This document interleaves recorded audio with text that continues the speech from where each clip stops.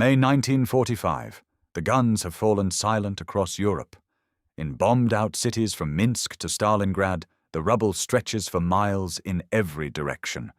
Entire blocks reduced to powder. Streets buried under collapsed buildings. And threading through all of it, grinding over the debris, caked in the mud of 4 years of total war. Thousands upon thousands of American trucks. Olive drab. 6-wheeled, built not in Moscow or Leningrad, but in South Bend, Indiana, by a company that had been making wagons since the American Civil War. These were the Studebaker US6 trucks, and the Soviet soldiers who drove them had a single word for them. Studa. It was a word spoken with something close to reverence. These machines had hauled artillery through the Rasputitsa, the savage spring mud season that swallowed lesser vehicles whole. They had carried Katyusha rocket launchers to the gates of Berlin. They had moved entire armies across the steppes of Russia when Soviet-built trucks simply could not. The war was over, but a new mystery was just beginning. What really happened to the Studebaker US6 after the guns fell silent? To understand the mystery, you first have to understand the scale. Between 1941 and 1945, the Studebaker Corporation and its subcontractor REO Motorcar Company built a total of 219,882 US6 trucks. Of that massive number, Studebaker manufactured 197,678 trucks for Lend-Lease. These primarily ending up with the Red Army of the Soviet Union, making the Soviet Union the largest foreign operator of the vehicle. Some estimates place the total number delivered to Soviet territory as high as 152,000 to 200,000 units across all variants. It was the most exported vehicle to the USSR under the entire Lend-Lease program. To put that in perspective, at the height of the war, Soviet factories were struggling to produce enough trucks to keep pace with the Red Army's needs. The Studebaker filled that void completely. Estrela Warbird Museum, Russia Beyond. The truck fulfilled many important roles in Soviet military forces during the war, such as towing artillery pieces and anti-tank guns and transporting troops over long distances. It was renowned for its overall ruggedness and reliability, including its ability to run on poor-quality fuel. Soviet drivers pushed these vehicles far beyond their rated capacity. The Studery, as Soviet soldiers called them, were built for a load of 2,500 kilograms, yet it was not uncommon for them to carry up to 4 tons. On good roads, they could reach 70 kilometers per hour. On no roads at all, through forests, through river crossings, through the frozen tundra, they kept moving when everything else stopped. One Soviet artilleryman, Ilya Maryasin, put it this way: "The Studebaker deserves a monument like those everywhere to the famous T-34 tank. Estrela Warbird Museum +2. Even versions of the famous Katyusha rocket launchers used by the Red Army were often placed upon American-built Studebaker US6 trucks. The American vehicle became the standard mount for the 1,800 BM-13N Katyusha models produced. Think about that for a moment. The most iconic Soviet weapon of the entire war, the weapon Stalin's soldiers called the Stalin Organ, was fired from an American truck built in Indiana. The Soviets were so impressed that the term Studebaker became synonymous with excellence among Soviet soldiers. And when victory finally came, Joseph Stalin himself sent a personal letter of appreciation to Studebaker, in which he thanked the company for the superb quality of the US6 for Soviet service. The National World War II Museum +2. Then the war ended. And the question that nobody in the West thought to ask, and that Soviet authorities had every reason not to answer, was this: what happened to all of them? The immediate post-war situation was unlike anything the modern world had ever seen. The Soviet Union had lost an estimated 27 million people. Its western territories were a wasteland. Cities like Stalingrad, Kiev, Minsk, and Smolensk had been reduced to skeletal ruins. The infrastructure, roads, bridges, rail lines, factories, had been annihilated across a front stretching thousands of kilometers. The country needed to rebuild, and it needed to do so immediately, with whatever it had on hand. And what it had on hand, in enormous quantities, were American trucks. Under the original Lend-Lease agreement, equipment was technically supposed to be returned to the United States or paid for after the war. In practice, this proved almost entirely impossible to enforce. The trucks were scattered across the entire breadth of the Soviet Union, from the suburbs of Berlin to the far reaches of Siberia. Many had been damaged. Many more had been driven to the edge of mechanical endurance. Of the more than 100,000 trucks that ended up in the Soviet Union, more than half were either destroyed during the war or seriously damaged. The Americans and Soviets would spend years in tense, inconclusive negotiations over Lend-Lease compensation, but the trucks themselves were never coming back. The Cold War was already beginning to freeze those conversations solid. Военное обозрение. Imagine walking through a Soviet motor pool in the autumn of 1945, row upon row of Studebakers, some with shattered windshields, some with bodywork torn by shrapnel, some with engines still running after 4 years of near-continuous operation. Military quartermasters were moving through these yards with clipboards, making calculations. The trucks that were beyond repair were stripped for parts. Their engines, axles, and drivetrains were pulled and catalogued. The frames were cut up. The metal was precious. In a country that had lost so much, nothing was wasted. But the trucks that could still run, and there were thousands of them, faced a different decision entirely. Soviet central planners looked at what they had, and they made a choice that would define the next decade of Soviet reconstruction. They would not return the trucks. They would not scrap them. They would put them to work rebuilding the country that they had helped save. The Soviet state began systematically reassigning surviving Studebakers to civilian ministries. Construction trusts in Moscow, Leningrad, and Kiev received fleets of them. The military green paint was stripped away. In its place came the dull gray and rust-orange livery of Soviet state enterprises. Dump bodies were welded onto cargo beds. Winches were removed. Military markings were painted over.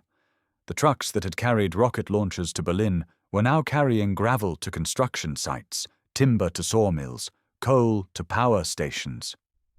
Entire fleets were dispatched to the Soviet Far East, to Siberia, to the Urals, to the vast empty territories where the Soviet state was building new industrial cities from scratch. Forestry operations in Siberia and the Far East acquired rugged American trucks for logging. Agricultural collectives across Ukraine and southern Russia pressed them into service-hauling harvests. In the enormous reconstruction projects of the late 1940s, if you looked closely at the trucks moving through the rubble of Soviet cities, you would see the unmistakable silhouette, the distinctive closed cab with its small vent windows, the 3 axles, the wide tires, of a vehicle designed in Indiana and built for a war that was now over. News. Here is where the story becomes genuinely strange. Soviet engineers were not merely using the Studebaker, they were studying it.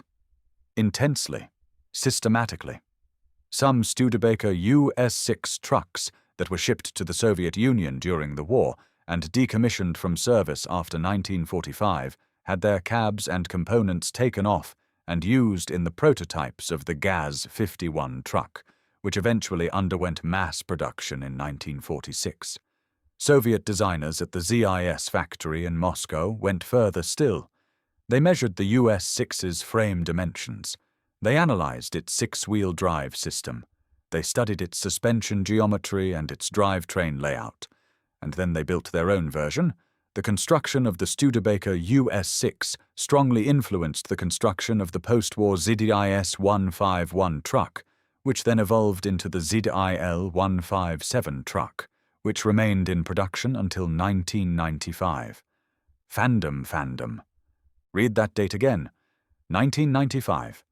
Half a century after the war ended, Soviet and then Russian factories were still producing trucks whose fundamental architecture traced directly back to a vehicle designed by an American company in 1940.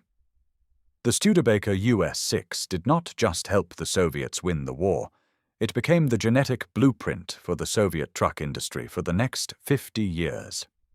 The vehicles rolling through Moscow in the 1980s, the ZIL 157s hauling equipment for the Soviet military, the vehicles you can see in photographs of Soviet army convoys in Afghanistan, carry within their design the direct inheritance of those wartime American trucks. Now here are the facts that most people, even historians, do not know. In 1942, demand for the US6 was so intense that the Studebaker design was copied and built in Soviet factories to help shore up demand. So even during the war, the Soviets were already reverse engineering the truck on their own soil. By the time 1945 arrived, Soviet engineers had been living with this vehicle's mechanical secrets for 3 years. The post-war copying was not opportunistic. It was the completion of a project that had already been underway for years. Military factory. There is another detail that cuts even deeper. The Studebaker US6 was never the primary truck of the American military. Studebaker built the US6 model primarily for the Allies through the Lend-Lease program, while the US Army itself used the GMC CWK. The US6 was designed, built, and shipped almost entirely for foreign use. The soldiers who drove it most, who depended on it most, who ultimately shaped its legacy, were never American. The truck's entire history belongs to the Eastern Front, to the Persian Corridor, to the frozen roads of Russia. It is an American machine with a Soviet soul. HistoryNet, after the war, even Premier Nikita Khrushchev reported that the USSR was dependent on Western vehicles for its tactical advances at Stalingrad and Berlin. This was a remarkable admission for a Soviet leader to make, and it was made privately, not for public consumption. Officially, Soviet historiography during the Cold War minimized the role of Lend-Lease almost entirely. The Studebaker was quietly erased from the official narrative of the Great Patriotic War. Museums received a handful of examples, but the contribution was downplayed systematically.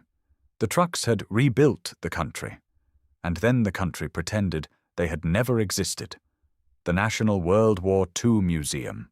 By the mid-1950s, the surviving Studebakers were reaching the end of their operational lives. A truck driven through 4 years of war and then another decade of reconstruction work had given everything it had. The ZIS 151 was now rolling off Soviet production lines in volume, and the state had less and less use for the aging American machines. The scrapping began in earnest. In motor depots across the Soviet Union, Studebakers were lined up and broken down for their metal. It was not dramatic. It was bureaucratic. An entry in a ledger. A truck number crossed out. Another load of American steel fed into Soviet furnaces. But not all of them went quietly. In the collector community, which exists in Russia to this day, dedicated specifically to wartime vehicles, there are accounts of Studebakers that survived deep in the provinces. Small collective farms in remote corners of Ukraine and Kazakhstan kept their American trucks running decades past any reasonable expectation. Mechanics who had learned to maintain the US6 during the war passed that knowledge to their sons. Spare parts were fabricated by hand when factory parts could no longer be found. There are photographs, grainy, Soviet-era black and white, showing Studebakers still working on collective farms in the early 1960s, their bodies welded and re-welded, their cabs patched with sheet metal, their original American engine notes still audible beneath the skin of Soviet repair work. The Studebaker US6 truck became a legendary vehicle with its Soviet operators and are still popular in Russian vehicle collector circles and clubs.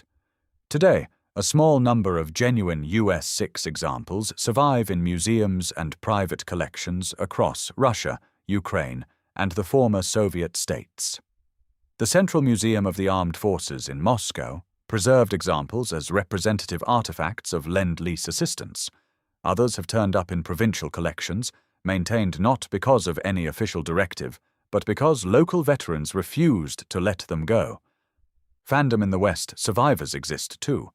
The Studebakers were cherished by the Soviet military and served long after the war's end. Restoration specialists in the United States and Europe have tracked down US6 examples that made extraordinary journeys, trucks that left South Bend for Iran, crossed the Persian corridor into Soviet territory, survived the war, survived reconstruction, and eventually found their way back into private hands through the chaos of the Soviet collapse in 1991.